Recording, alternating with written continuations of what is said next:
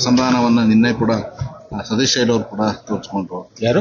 ಸತೀಶ್ ಶೈಲ್ ಅವರು ಕೂಡ ನಿನ್ನೆ ಮೀಟಿಂಗ್ ಬಂದ ನಂತರದಲ್ಲಿ ಅವರು ಮಾಧ್ಯಮಗಳಿಗೆ ಹೇಳಿಕೆ ಕೊಟ್ಟರು. ಯಾರು?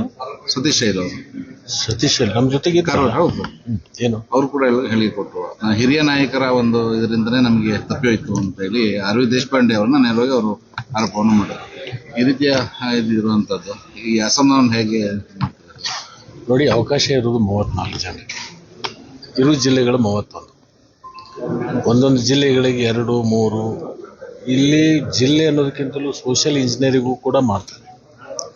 ಸೋಷಿಯಲ್ ಇಂಜಿನಿಯರಿಂಗ್ ಮಾಡೋ ಹೊತ್ತಿನಾಗ ಕೆಲವೊಂದು ಸರಿ ಅವಕಾಶಗಳು ವಂಚಿತ ಆಗುತ್ತೆ. ಬೇರೆ ಬೇರೆ ಹಂತದಲ್ಲಿ ಬೇರೆ ಅವಕಾಶಗಳು ಅವ್ರಿಗೆ ಒದಗಿಸ್ಕೊಡುವಂಥದ್ದನ್ನು ಪಕ್ಷ ಮತ್ತು ಸರ್ಕಾರ ಅದನ್ನು ಮಾಡ್ತಾರೆ. ಸ್ವಲ್ಪ ಮಟ್ಟಿಗೆ ಅಸಮಾಧಾನ ಇರ್ತದೆ, ಒಂದು 4 ದಿವಸ ಆದಮೇಲೆ ಅದು ಕಡಿಮೆ ಆಗುತ್ತೆ.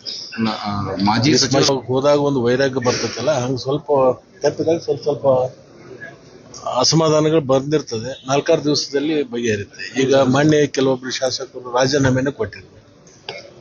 ವಾಪಸ್ ಕ್ಷೇತ್ರಕ್ಕೆ ಹೋದ್ಮೇಲೆ ಅವರಿಗೆ ಮನವರಿಕೆ ಆಯಿತು, ಬೇಡ ಮುಂದೆ ಮತ್ತೆ ಅವಕಾಶಗಳು ಸಿಗ್ತಾವೆ ಅನ್ನೋದು ಅವ್ರಿಗೆ ಅರಿವಾದ್ಮೇಲೆ ವಾಪಸ್ ತಗೊಂಡಿರ್ತಕ್ಕಂಥದ್ದು ಸ್ವಲ್ಪ ದಿವಸ ಇರ್ತದೆ.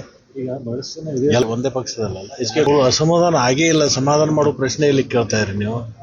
ಎಲ್ಲಾದ್ರೂ ಹೇಳಿಕೆ ಕೊಟ್ಟಿಲ್ಲ, ಭೇಟಿಯಾಗಿ ಸ್ವಾಭಾವಿಕ ಪಕ್ಷದ ನಾಯಕರ ಮೇಲೆ ಭೇಟಿ ಆಗ್ತಾರೆ, ಚರ್ಚೆ ಮಾಡ್ತಾರೆ, ಮುಂದಿನ ನಿರ್ಮಾಣಗಳಲ್ಲಿ ಯಾವ ಥರ ಸರ್ಕಾರ ನಡೆಸ್ಕೊಂಡು ಹೋಗ್ಬೇಕು ಅಂತಕ್ಕಂಥ ಚಿಂತನೆ ಮಾಡ್ತಾರೆ. ಈಗ HK ಪಾಟೀಲ್ ಹಿರಿಯ ನಾಯಕರು ಅಸಮಾಧಾನ ಎಲ್ಲಿ ವ್ಯಕ್ತಪಡಿಸಿಲ್ಲಲ್ಲ, ನೀವೇ ಹೇಳ್ತಾ ಇದ್ದೀರಿ ಅಸಮಾಧಾನ ಯಾವ ಥರ ಬಗೆಹರಿಸ್ತೀರಿ. ಅವರು ಅಸಮಾಧಾನ ವ್ಯಕ್ತಪಡಿಸಲ್ದಾಗ ಅಸಮಾಧಾನ ಪ್ರಶ್ನೆಯಲ್ಲಿ ಬರುತ್ತೆ. ಈಗ ಈ ಯಡಿಯೂರಪ್ಪನವ್ರು ಮುಖ್ಯಮಂತ್ರಿಗಳಾದಾಗ ನಮ್ಮ 2 ತಿಂಗಳು ಖಾತೆ ಕೊಟ್ಟಿರಲಿಲ್ಲ, ಗೊತ್ತಿರಲಿ, 2 ತಿಂಗಳವರೆಗೆ ಖಾತೆನೇ ಕೊಟ್ಟಿರಲಿಲ್ಲ. ಆಮೇಲೆ ಕೊಟ್ಟಿರ್ತಕ್ಕಂಥ ಹಾಗೆ ಓಡಾಡ್ತಾ ಇದ್ವಿ. ಇವತ್ತು ಅಥವಾ ನಾಳೆ ಡಿಕ್ಲೇರ್ ಆಗುತ್ತೆ.